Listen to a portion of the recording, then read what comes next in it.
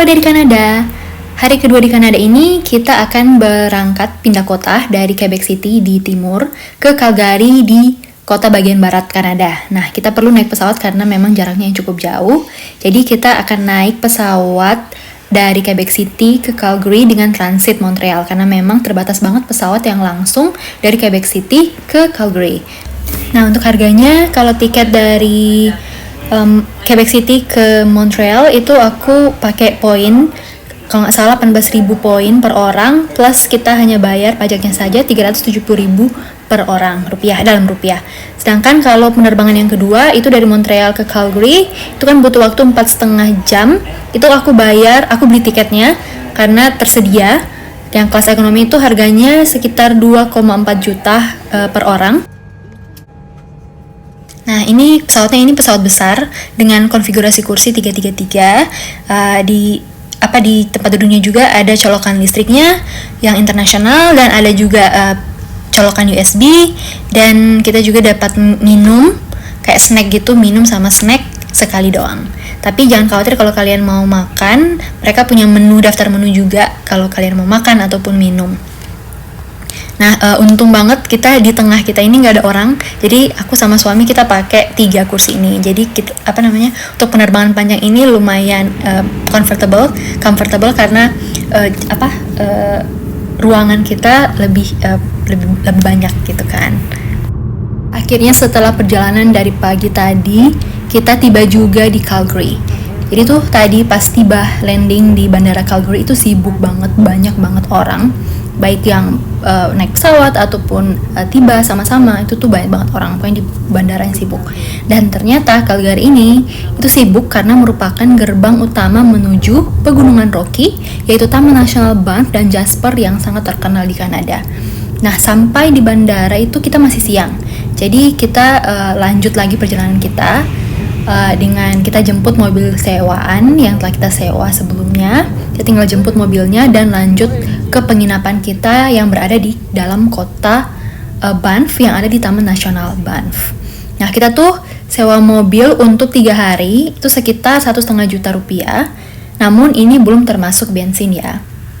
Namun jangan khawatir kalau kalian yang tidak akan sewa mobil itu di Taman Nasional ini atau Pegunungan Rocky, karena dia merupakan tempat turis atau tempat wisata memang, jadi mereka punya opsi kayak shuttle bus swasta yang bisa bawa kalian bahkan dari bandara Calgary ke kota kecil Banff.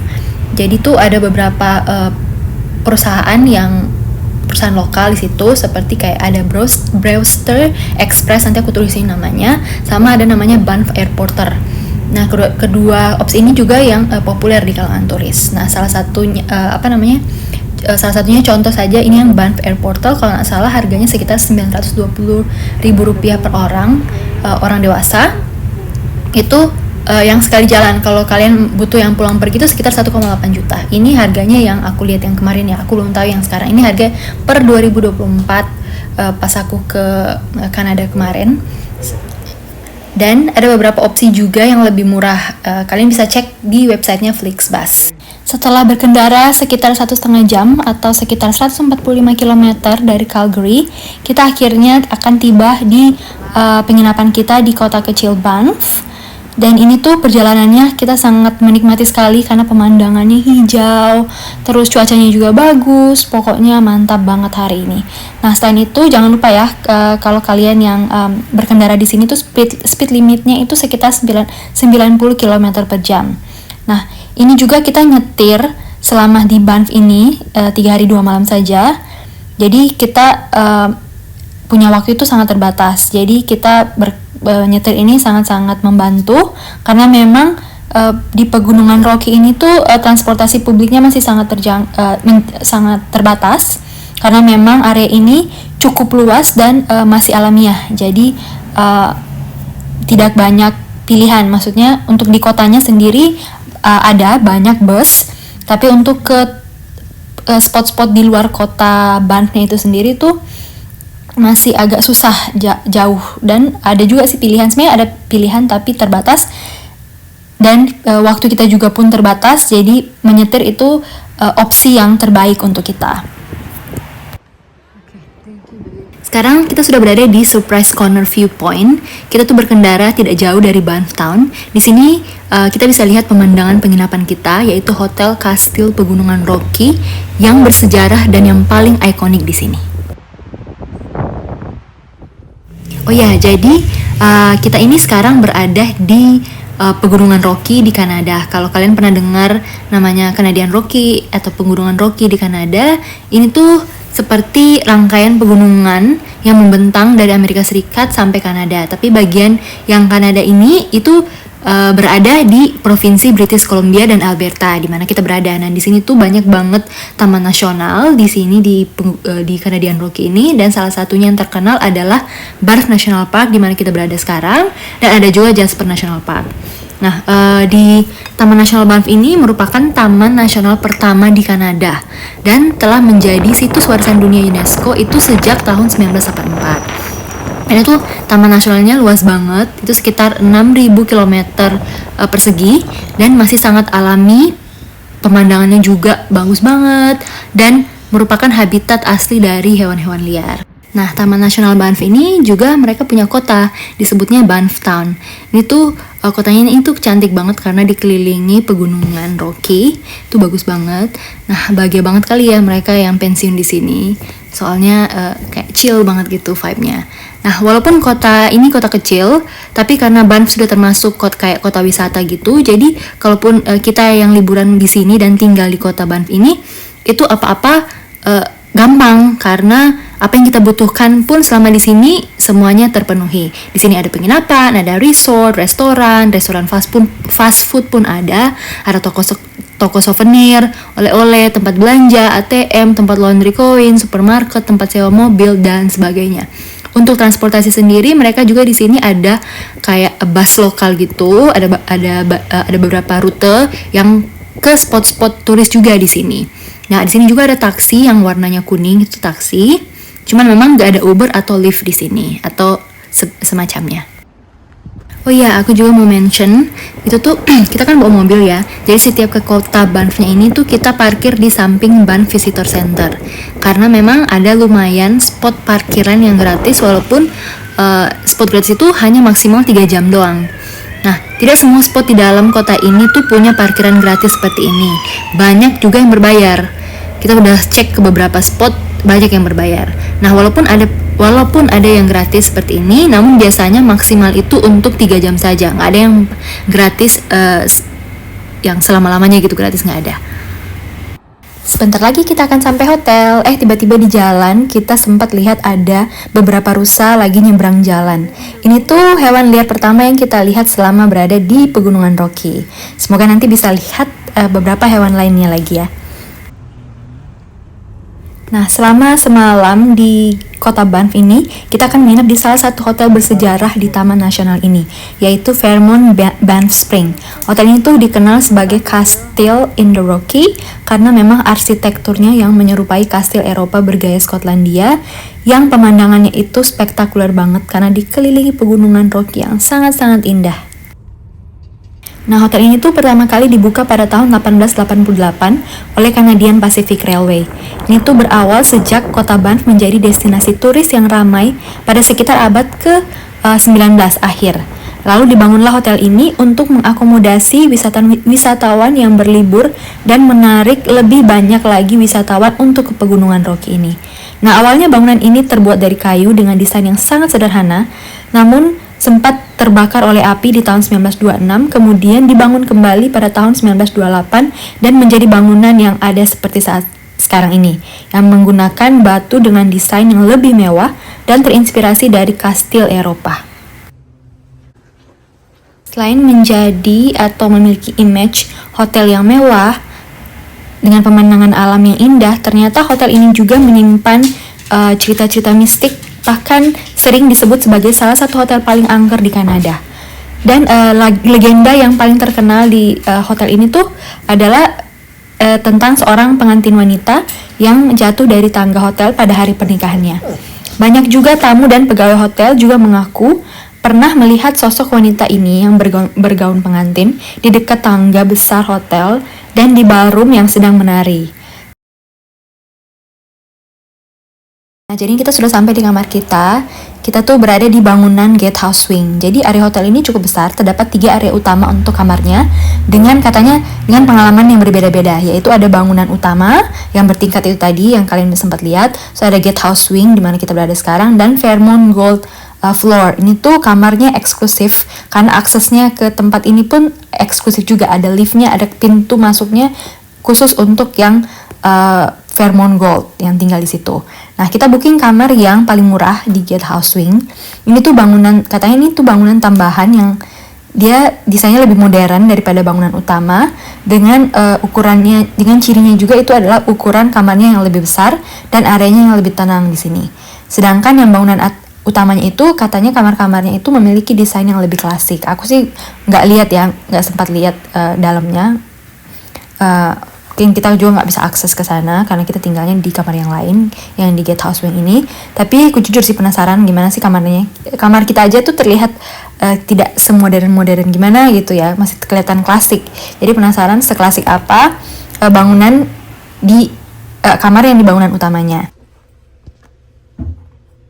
Nah, untuk fasilitas yang ada di dalam kamar kita ini tuh kurang lebih sama hotel bintang pada umumnya. Cuman memang di sini ada perapian heater listrik yang keren sih ini. Cuman kita juga bisa pesan bantal tambahan. Kita juga dapat slipper yang jarang ada di hotel-hotel yang lain. Ada bathrobe dan kamar mandinya juga ini termasuk yang luas. Ada bathtubnya juga. Dan seperti biasa, amenities dari Fairmont ini biasanya kalau di US sama Kanada ini mereka berkolaborasi dengan brand ternama yaitu Le Labo. Mantap. Nah, yang aku suka dari nginap di hotel ini tuh kita dapat transportasi pas gitu, dimana itu berlakunya selama 3 hari, dimana kita bisa naik transportasi umum di Banff yang namanya Rome Transit itu unlimited selama 3 hari. Dan sebagai member juga kita dapat benefit seperti yaitu kita dapat voucher welcome drink untuk 2 minuman untuk 2 orang. Kita juga bisa pesan menu apa aja. Nah, kita juga sebagai member kita dapat voucher $30 untuk kita bisa tukar di cafe sebagai welcome amenities kita. Jadi nanti kita akan lihat apa sih yang bisa kita tukar pakai voucher yang $30 ini sama yang welcome drinknya. Biasanya welcome drinknya itu aku tukar sama mocktail karena aku nggak minum alkohol, jadi mocktail yang lebih worth it.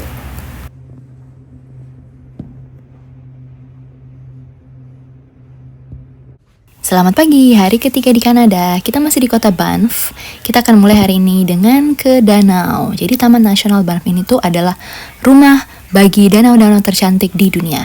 Nah, kita udah nggak sabar lagi mau menyaksikan danau-danau cantik ini. Nah, kita memang rencana akan pergi ke danau ini sebelum dan sekitaran sunset. Dan sunset kali ini tuh sekitar jam 8 pagi. 8 pagi masih baru mau sunset. Jadi kita akan berangkat sekitar jam 7.50 supaya di sana tuh di danau-danau itu nggak terlalu banyak orang. Oke, kita pergi. Let's go. Jadi sekarang ini kita jalan menuju tempat parkir karena kita akan berkendara ke tujuan kita yang pertama yaitu Danau Minnewanka. Jadi kita akan berkendara dari hotel itu sekitar kira-kira 25 menit. Dan bagi kalian yang pencinta danau, aku akan banyak memperlihatkan kalian danau-danau selama di Kanada karena memang Kanada itu adalah negara dengan jumlah danau terbanyak di dunia. Yang sebagian besar danau-danau ini tuh terbentuk dari aktivitas glasial selama zaman es, yang dimana dia menciptakan cekungan yang besar, kemudian terisi dengan air selama bertahun-tahun, ya jadilah danau. Jadi kira-kira itu Kanada memiliki lebih dari 879.000 danau dengan lebih dari 60% total danau di dunia itu berada di negara ini. Sudah bisa bayangkan banyak banget danau-danau di sini, dan salah satunya adalah beberapa danau di Kanada itu ternyata adalah danau-danau tercantik di dunia. Masuk 10 top danau cantik di dunia. Wow, keren ya.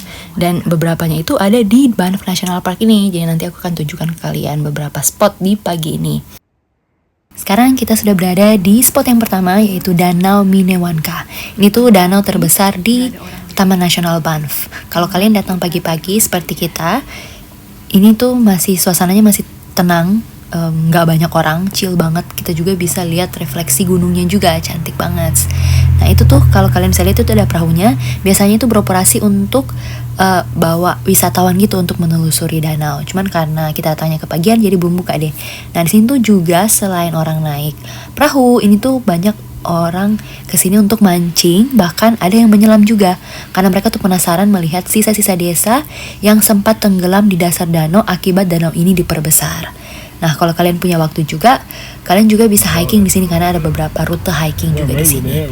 Cuman memang disarankan untuk bawa bear spray ya, karena memang Taman Nasional ini merupakan habitat asli mereka.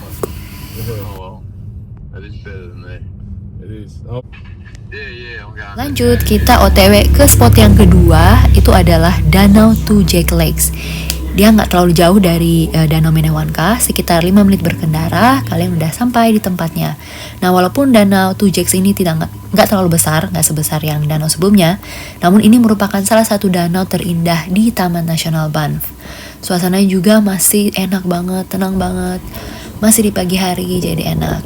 Nah, keren banget sih bisa lihat refleksi danau yang masih ada saljunya tipis-tipis dari Gunung Randall yang menjadi latar belakang danau ini.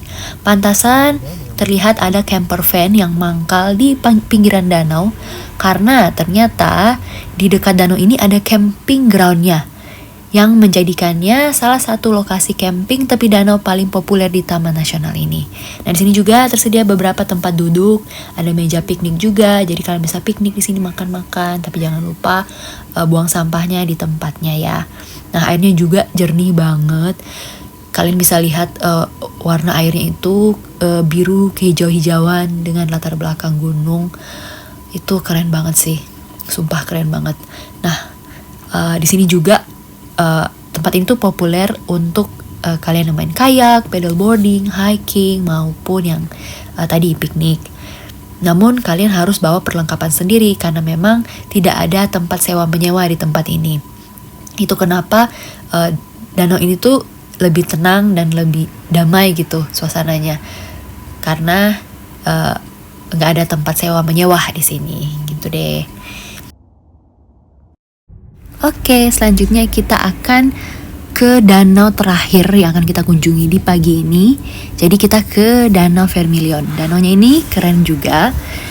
Seperti pemandangannya itu seperti di zoom gitu, gunungnya berasa dekat dan ada dermaga kecilnya juga. Nah, cuman sayangnya kita nggak bisa berlama-lama di sini, hanya foto dan menikmati sebentar saja dari dalam mobil. Soalnya danau ini tuh berada di tepi jalan yang agak sempit, kayak cuman untuk 2 mobil aja gitu, nggak yang lebar. Jadi kita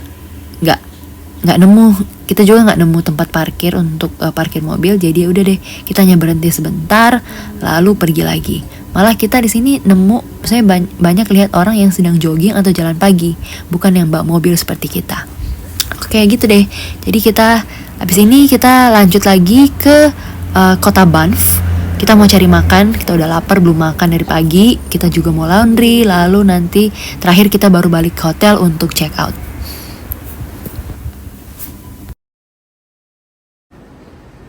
Akhirnya kita nemu juga ini laundry coin. Ku muter-muter, ternyata laundry coin ini itu berada tepat di samping mallnya. Nah, dan pas kita masuk ke laundrynya ini, ternyata di dalam laundry coin ini tuh ada pintu yang menuju ke food court. Jadi pintunya itu nyambung ke food court. Aduh, jadi enak banget sih. Jadi pas kita lagi nungguin baju kita nyuci, kita nunggu nyuci dan kita nunggu kering juga bajunya. Jadi kita pergi makan deh di samping di food court. Nah, itu kita lihat kita makan di Popeyes, kita pesan ayam goreng sama burger. Itu kita sengaja pesan lumayan banyak karena sekalian untuk makan pagi dan makan siang kita berdua.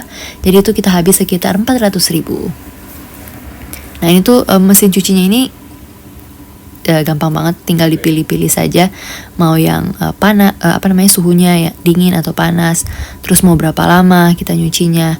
Kita masukin ada sih instruksinya di situ, kita tinggal ikutin aja. Terus sana ada tempat koinnya, ini tinggal kita masukin aja koinnya di situ. Situ kita tunggu deh, kita makan dulu. Nanti abis makan baru kita jemput lagi cucian kita. Setelah percucian baju selesai, kita langsung balik ke hotel untuk siap-siap kita mau check out. Dan kita akan pindah hotel ke hotel berikutnya di Lake Louise.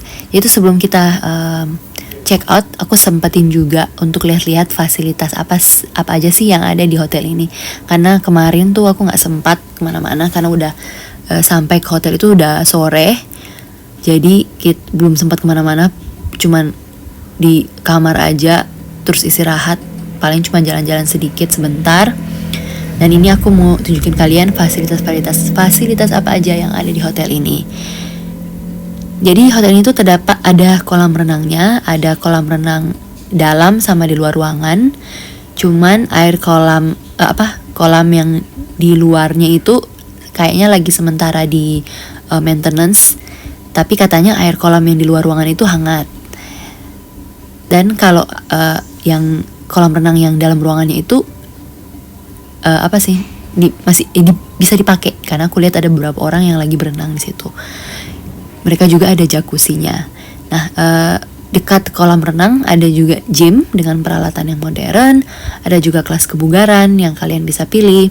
Terus ada spa sauna juga yang berbayar, yang memiliki fasilitas kolam pemandian air panas alami juga di dalam saunanya. Hotel ini juga punya 1 cafe, ada 1 bar, sama 3 restoran premium. Ada juga lapangan golfnya. Dan itu katanya lapangan golf ini menjadi salah satu lapangan golf yang paling indah di dunia katanya. Karena memang lapangan golf ini dikelilingi sama pegunungan Rocky. Mereka juga punya jalur untuk cycling, sepeda gunung. Terus ada layanan salon, ada tempat belanja. Oke, gitu-gitu pokoknya. Nah, kemarin seperti hotel-hotel pada umumnya di Kanada ataupun di Amerika, hotel ini juga mengenakan resort fee. Ini tuh di hotel ini, khusus hotel ini yang Fairmont Palm Springs ini, resort fee-nya itu sekitar 60 Canadian dollar per malam. Memang biaya tambahan ini tuh disebut biaya tambahan ya, tapi biaya ini tuh harus kita bayar. Katanya biaya ini termasuk untuk akses ke berbagai aktivitas yang ditawarkan oleh hotel, yang bervariasi di masing-masing hotel. Biayanya bervariasi per hari. Tapi mau pakai atau nggak pakai fasilitas hotel, kita tetap harus bayar resort fee ini. Itu katanya sih ini kayak hidden fee gitu di hotel-hotel di Amerika sama Kanada, apalagi di tempat-tempat yang turistik gitu. Nah, kalau untuk kalau kita udah bayar biaya tambahan atau resort fee ini, kita bisa pakai ikut aktivitas atau program-program yang mereka tawarkan tiap harinya beda-beda. Ada kelas yoga, ada kelas meditasi, kelas ke White untuk lihat museum, ada diskon juga untuk shuttle bus ke Lake Louise, ke Lake Moraine dan sebagainya. Kita juga bisa berpartisipasi dalam tur hotel, cycling dan sebagainya. Pokoknya gitu-gitu. Nanti kalian kita juga dapat itu kok, dapat list kayak aktivitas-aktivitas apa yang bisa kita ikuti, baik untuk keluarga, untuk anak-anak, ataupun untuk pasangan. Itu deh, jadi lumayan seru sih.